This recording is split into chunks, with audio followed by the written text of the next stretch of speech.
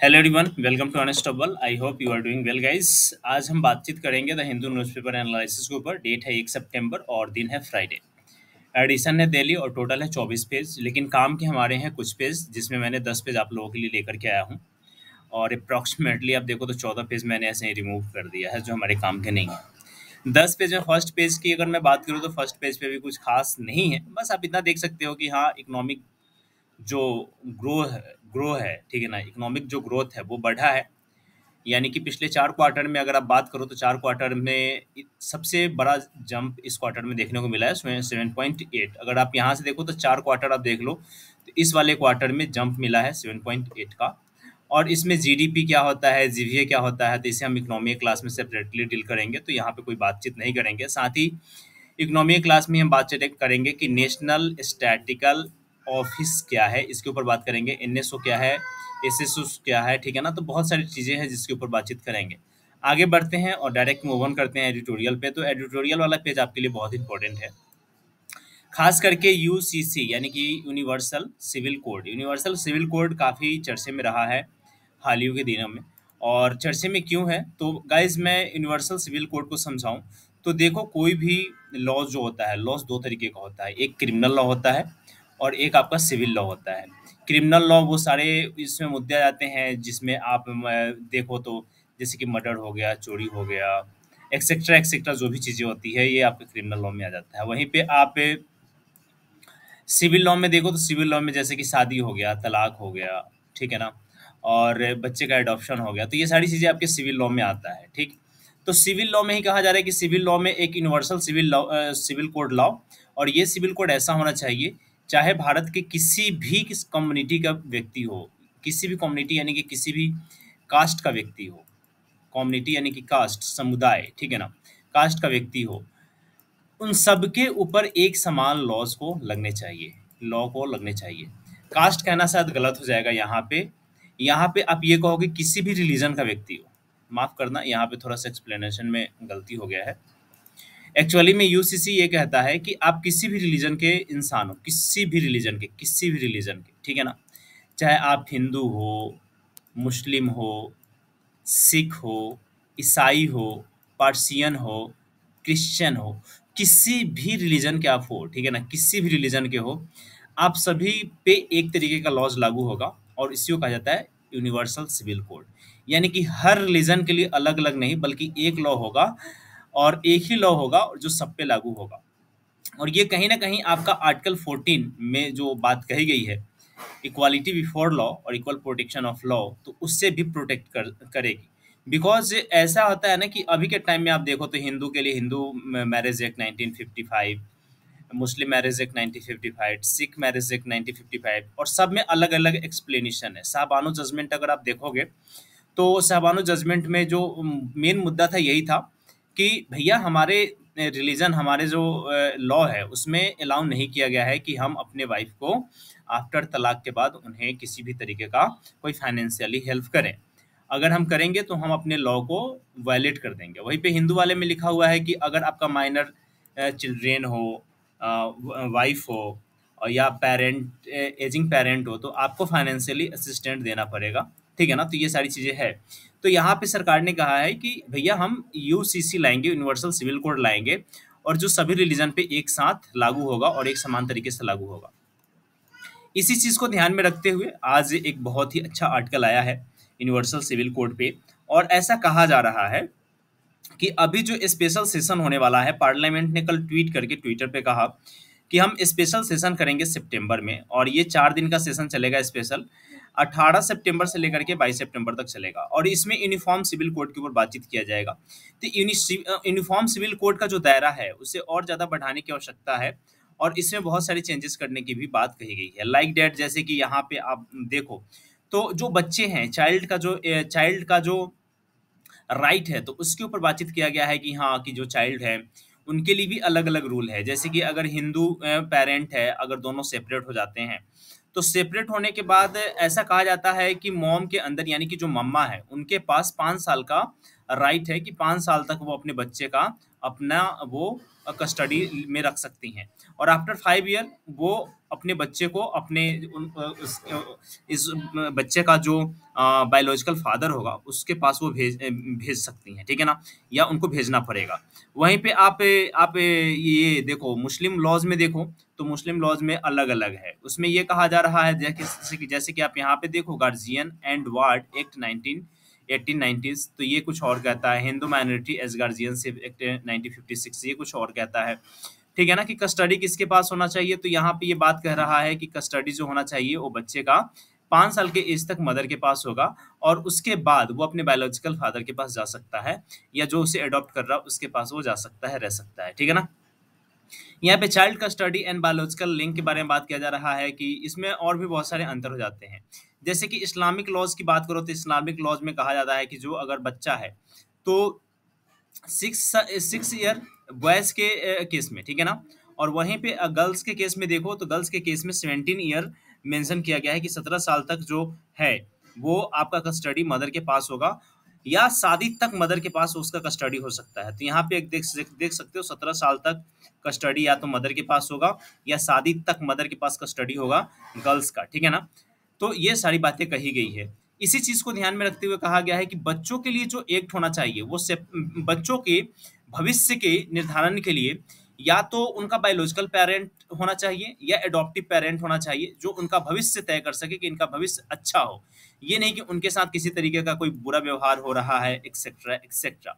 फिर यहाँ पे पोस्को एक्ट 2012 को भी यहाँ पे कोट किया गया है, और कहा गया है कि protection of children from the sexual offence act POCSO 2012 biological father was arrested but granted bail, ठीक है ना। यहाँ पे एक रेप के बारे में बताया गया है कि एक महिला होती हैं जिनका रेप होता है, और रेप होने के बाद वो कुछ टाइम के बाद वो देखती हैं तो उनका वो प्रेग्नेंट होती है। प्रेग्नेंट होने के बाद उनसे एक बच्चा एक बॉयज पैदा होता है, और बॉयज पैदा होने के बाद इसके ऊपर सारी कहानियाँ जनरेट होना शुरू हो जाती है कि हाँ देखो जो इसका फादर होगा वो कौन होगा, ठीक है ना, बायोलॉजिकल फादर के पास ही इस बच्चे का राइट होना चाहिए। यही सारी बातें कही जा रही है, ठीक है ना। और उसी के बारे में एक और यहाँ पे आपको एक केस स्टडी देखने को मिलेगा, तो इसे आप एक बार पढ़ लेना। फिर यहाँ पे नरसिम बेगम 2022 वाला ये एक केस स्टडी मिलेगा, तो इसे भी देख लेना, ठीक है ना।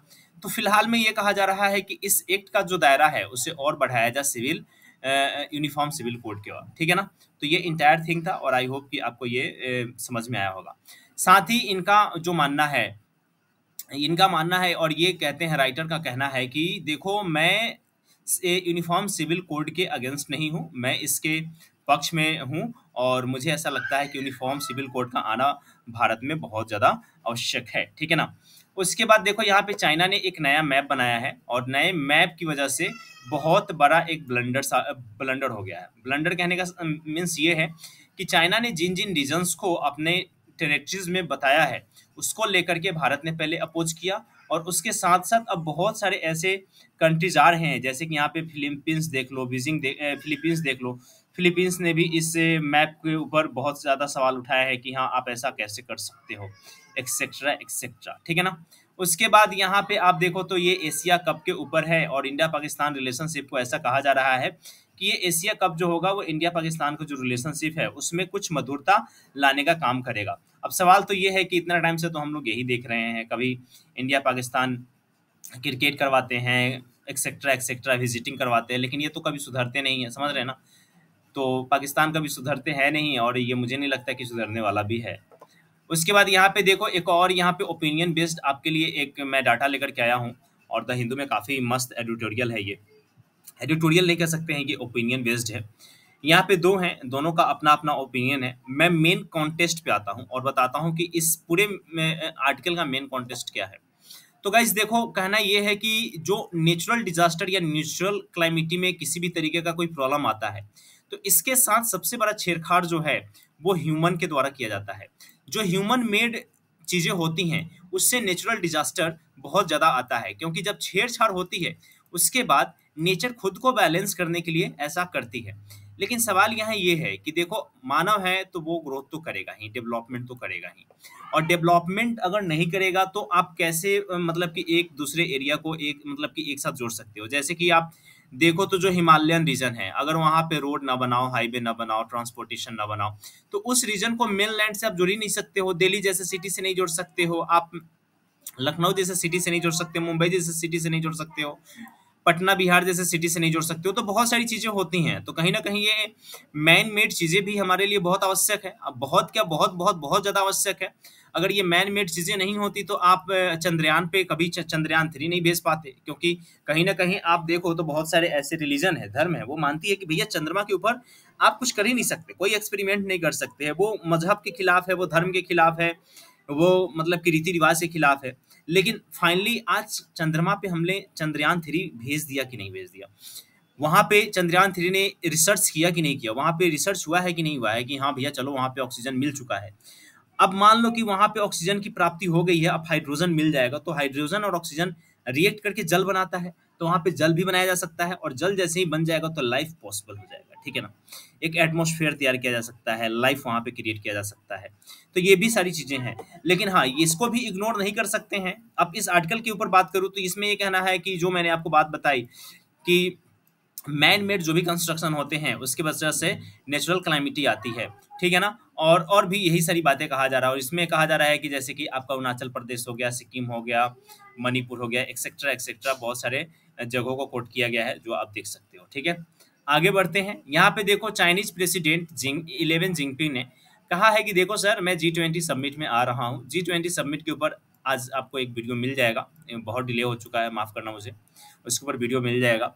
तो चाइनीज प्रेसिडेंट भी कह रहे हैं कि मैं G20 समिट में आ रहा हूँ। ऊपर से आप देखो तो हमारे देश में अभी G20 समिट होने वाला है, और G20 समिट में यूँ कहा जाए तो विश्व के तमाम वो बड़े लीडर्स जो आ रहे हैं, उसमें आप देखो तो जोसेफ बाइडेन है, यानी कि यूएस के प्रेसिडेंट, यूके के प्रेसिडेंट, फ्रांस के प्रेसिडेंट, जापान, कनाडा, ब्राज़ील, उसके बाद इंडोनेशिया, सभी लोग के सभी जगह के बड़े-बड़े लीडर्स आ रहे हैं अपने देश में।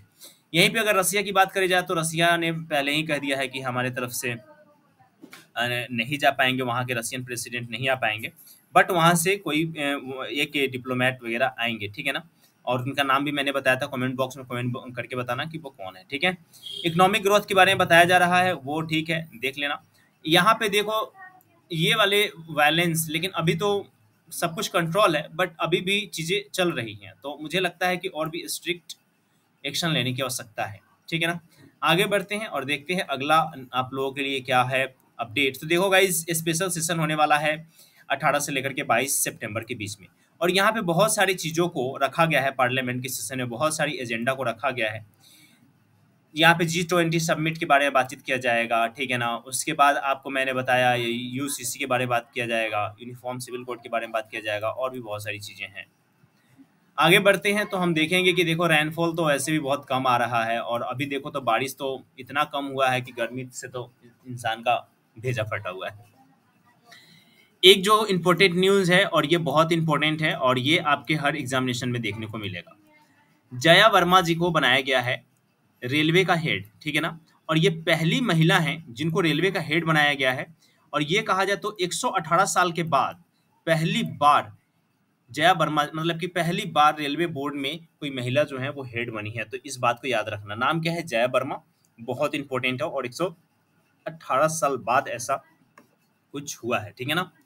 और इन्होंने मतलब कि जया वर्मा जी ने किन्हें रिप्लेस किया है, जया वर्मा सिन्हा नाम है पूरा, तो ये याद रखना, जया वर्मा सिन्हा, जो रिप्लेस की है अनूप कुमार लोहटी को। अनूप कुमार लोहटी जी पहले इनके चेयरमैन थे, अब इनको रिमूव करके अब जया वर्मा जी को बना दिया गया है, ठीक है। तो ये बातें याद रखना। आगे बढ़ते हैं तो यहाँ पे देखो कि मैंने बोला था कि चाइना ने अपना एक नया मैप जनरेट किया है, जिसके अगेंस्ट में, जिसके लिए इंडिया ने अपोज किया, फिलीपींस ने अपोज किया, और साथ ही अब मलेशिया और इंडोनेशिया ने भी साथ आ गया है कि हाँ आप ऐसा नहीं कर सकते हो, ये गलत है। क्योंकि जिस तरीके से ये मैप बना रहे हैं उस तरीके से तो कहा जाएगा ना कि भैया इनका मोनोपोली इतना ज़्यादा बढ़ता जा रहा है कि किसी के भी देश के भूभाग को अपने में मिला लेना, तो ये तो यही कहता है कि देखो मैं तो कुछ भी कर सकता हूँ, आपको जो करना है वो कर लो, ठीक है ना। तो ये सारी चीज़ें कहीं ना कहीं गलत है, और ये कहीं ना कहीं बहुत सारे लॉज, बहुत सारे एक्ट हैं जिनका ये वायलेशन कर रहे हैं, और कहीं ना कहीं इसका अपोज पूरे विश्व लेवल पे होना भी चाहिए, ठीक है। आगे बढ़ते हैं गाइज और देखते हैं क्या है आपके लिए अपडेट। तो यहाँ पे देखो एशिया गेम होने वाला है, तो एशिया गेम के ऊपर हम बातचीत करेंगे एक सेपरेट वीडियो में, ठीक है। और ये साइंस से रिलेटेड कुछ टॉपिक्स हैं जिसको एक बार आप देख लेना अगर मन करे तो आज की वीडियो में बस इतना ही रखते हैं, मिलते हैं नेक्स्ट वीडियो में। अगर वीडियो अच्छी लगी हो तो like, rate, review and share करना मत भूलना। Thank you so much everyone, जय हिंद।